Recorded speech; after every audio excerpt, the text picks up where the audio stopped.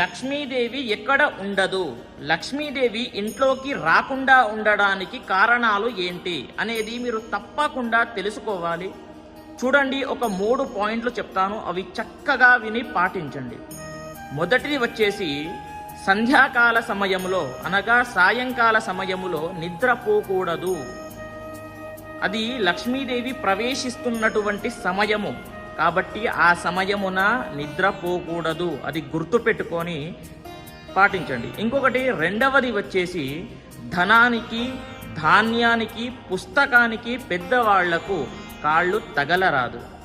అలా చేస్తే లక్ష్మీదేవికి కోపం వస్తుంది. మూడవది ఖచ్చితంగా వినండి, ఎందుకు అని అంటే ఇదే మెయిన్ పాయింట్. వినండి, ఎక్కడైతే స్త్రీలు ఉంటారు కదా, వాళ్ళ కంటి నుండి నీరు ఎక్కడైతే కారుతుందో అక్కడ లక్ష్మీదేవి ఉండనే ఉండదు. ఆ